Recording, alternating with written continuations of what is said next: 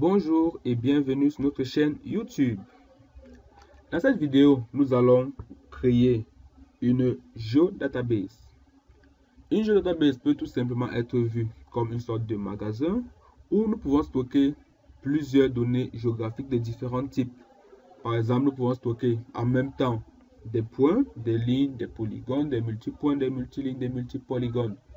Ceci, ça va être pratique parce que lorsque nous devons stocker nos données sous forme de shapefile, nous pouvons stocker d'abord les données de manière unique et chaque couche crée chaque donnée a plusieurs autres données.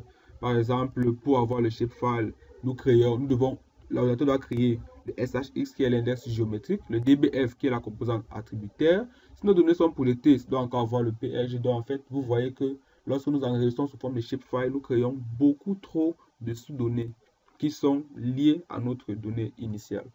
Par exemple, si nous enregistrons sous forme de database, ce sera un seul fichier qui va comporter tous ces éléments-là. Donc, lorsque nous allons par exemple envoyer notre fichier, nous ne devons pas nous assurer que nous avons pris tout un dossier, mais nous avons seulement le fichier Spatialite dans ce cas-ci. Comment faire cela? Nous allons d'abord venir pour créer une base de données. Pour créer la base de données, nous déroulons ici là et nous prenons par exemple nouvelle couche Spatialite.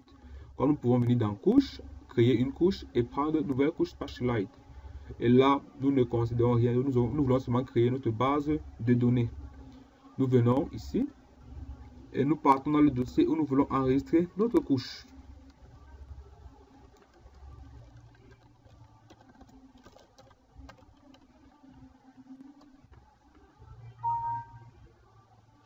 Nous avons par exemple créé notre nouvelle donnée qui s'appelle database. Ça a bien enregistré. Donc nous avons ajouté nos couches. Pour ajouter nos couches, nous l'avons vu dans les précédentes vidéos. C'est tout simplement ce raccourci-ci. Comme nous pouvons encore venir dans couche, ajouter une couche et ajouter une nouvelle couche vecteur. Là, nous reclassons nos données comme ceci. Et nous allons importer les styles. Donc, nous avons là, par exemple, enregistré nos styles, les styles de nos couches. Et nous allons tout simplement les importer ici. Donc là, nous allons charger les couches. Et nous prenons les styles. Nous allons prendre l'AC 216 comme 2.16, qui est la version actuelle de notre QGIS. Nous allons le faire sur chacune de nos données. Importer les styles. Et nous prenons le fichier SLD. Donc nous sommes en train de voir comment tout simplement importer un style lorsque nous l'avons déjà fait, lorsque le style a déjà été créé précédemment. Le chemin inverse est aussi possible. Nous pouvons créer une sorte de style ici et l'enregistrer pour l'utiliser ultérieurement. Comment faire cela? C'est tout simple. Si nous avons déjà par exemple créé, si le style, nous voulons garder par exemple la manière de classification de notre réseau hydrologique, de nos eaux par exemple, nous venons tout simplement, nous partons dans les propriétés, nous faisons le chemin inverse. Pour importer le style, nous partions dans charger. Là, nous allons tout simplement aller dans enregistrer le style et nous prenons par exemple le fichier SLD. Là, nous définissons où nous voulons faire et là, notre style sera sauvegardé. Nous pourrons utiliser ultérieurement. Donc, voici nos données qui ont déjà été importées. Dans les vidéos précédentes, toujours déjà sur notre chaîne, nous avons vu comment créer ce réseau hydrologique seulement en nous basant sur une image, un MNS, un modèle numérique de surface téléchargé. Nous avons aussi des vidéos où nous montrons comment télécharger un DEM gratuitement. À partir de ce DEM, nous avons déjà sorti ce que nous appelons l'ombrage, le raster ombrage de notre donnée. Et le voici. Nous voyons bien que que les eaux suivent exactement les points les plus bas de notre raster d'ombrage. Si nous voulons voir les données en dessous, nous pouvons tout simplement aller dans Propriétés et augmenter la transparence de nos données. Mettre, disons, à 80. Vous voyez que nos rasters qui sont en réalité en 2D ont une impression, nous avons une impression de relief dans nos différentes données. Maintenant, nous voulons par exemple exporter nos données en géodatabase. Nous venons tout simplement, nous avons créé notre base de données. Nous venons tout simplement gestionnaire de base de données. Nous déroulons, nous cherchons database que voici. Dès que nous déroulons, ça connecte automatiquement. Vous voyez que voici notre base de données qui a été créée. nous voyons actuellement, il n'y a rien à l'intérieur. Pour ajouter, c'est tout simple. Nous venons ici dans Import. Nous allons commencer par importer le lac. Nous faisons tout simplement mettre à jour. Ça remplit automatiquement le SCR, système de coordonnées de notre zone 4326, qui est en fait le code EPSG de WGS 84. Ça a importé la géométrie, l'identifiant, et ça va l'appeler lac. Si nous sommes d'accord, nous faisons tout simplement OK. Nous voyons que nous avons importé nos données. Nous allons faire ceci pour toutes nos données, à savoir hydrologie, bassin versant. Nous mettons toujours à jour. Ça remplit automatiquement. Et nous allons aussi importer DRE3. Donc là, nous avons directement importé nos données et nous pouvons les visualiser ici. Nous pouvons aussi déjà avoir un aperçu sur la table attributaire de nos données et avoir un aperçu sur la couche. Donc ici, là, c'est un moyen très intéressant. Ça, ce sont nos lacs. C'est un moyen très intéressant pour stocker nos différentes données. Nous allons voir la différence si nous prenons ces trois données, si là nous les groupons. Nous les appelons par exemple initial.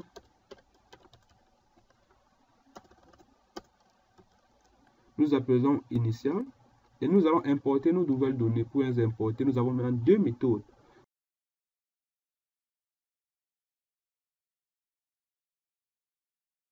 Où nous les avons enregistrées. Soit nous pouvons les ajouter comme données vecteurs et choisir Spatialite, soit nous pouvons directement, nous allons le faire, c'est database.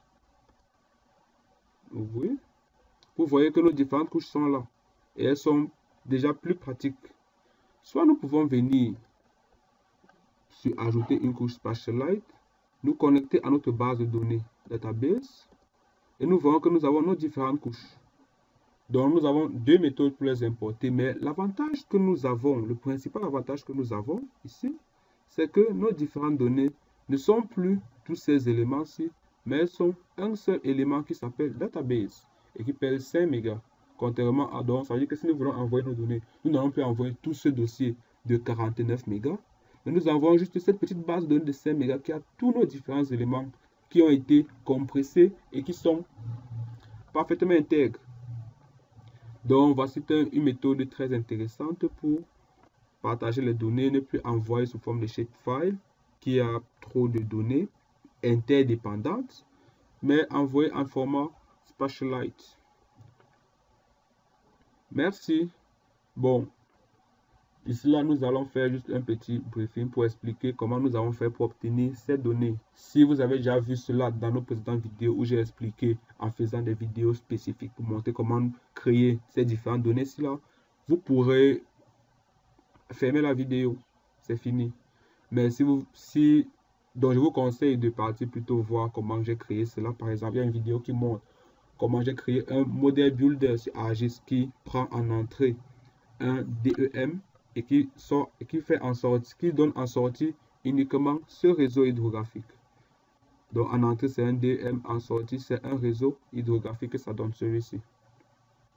J'ai aussi un autre fichier qui montre comment télécharger un DEM de haute résolution gratuitement.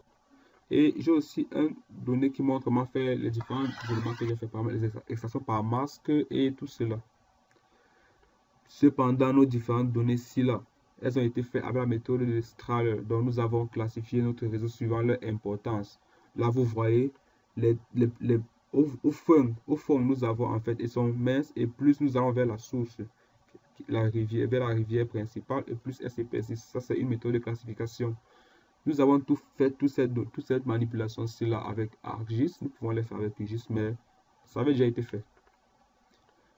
Et maintenant, lorsque nous avons fait cela, nous sommes allés dans la classification. Et comme nous avons classifié en 4 éléments avec la méthode de Strahler, nous avons tout simplement fait nous avons mis un style catégorisé. Nous avons importé et nous avons classé suivant grid code. Nous savons que grid code va de 1 à 4.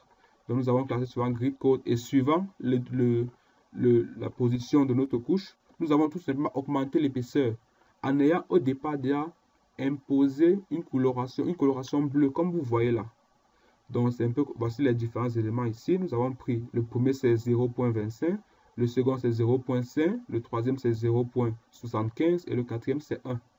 Donc nous avons imposé une coloration bleue ici. Ici là, vous venez vous imposer une coloration bleue et vous voyez bien que la largeur c'est 0.25. Nous allons faire comme ça là pour classifier nos différentes données comme vous voyez là. Ensuite, nous avons pris ces réseaux de lacs. Nous pouvons me dire comment j'ai fait. En fait, tous ces données ont été créés. Pour faire ce réseau de lacs, je suis parti dans Internet avec le plugin OpenLayer que vous pouvez télécharger dans les extensions. Et j'ai appelé Google Maps Physical.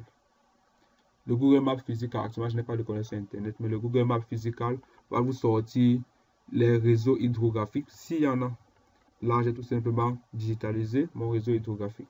Donc, vous voyez que au départ, je n'avais aucune donnée. Je suis parti avec Google, avec le plugin d'OpenLayers. J'ai digitalisé mon lac, mes différents lacs, avec un DEM que j'ai téléchargé gratuitement en ligne. J'ai ressorti mon réseau hydrologique et aussi avec OpenLayer, j'ai téléchargé les limites administratives de cette zone et avec le modèle builder que j'ai réalisé avec ArcMap, il y a une vidéo aussi sur ça sur notre chaîne. J'ai ressorti les bassins versants. Donc vous voyez en réalité que nous pouvons faire énormément de choses avec cela. Pour faire l'ombrage, lorsque j'ai eu le DEM, j'ai extrait par masque. Pour extraire par masque, je suis allé, extraction, et j'ai découpé avec le masque qui était DR3.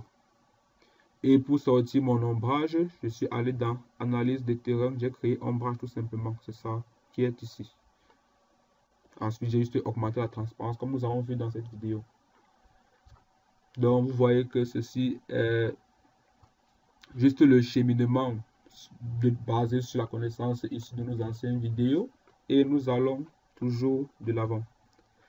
Merci pour avoir suivi cette vidéo et à tout de suite pour les prochaines vidéos. Nous pourrons par exemple voir comment faire utiliser ce même plugin ici là, utiliser cette même astuce pour créer une database sur ArcGIS. Il y a des merci et à très bientôt. Et surtout, si vous avez trouvé cette vidéo intéressante, partagez-la autour de vous. Si vous trouvez les explications intéressantes, si vous avez quelques soucis, posez-nous des questions. Nous serons ravis d'échanger avec vous. Partagez et subscribe sur ma YouTube channel. Merci.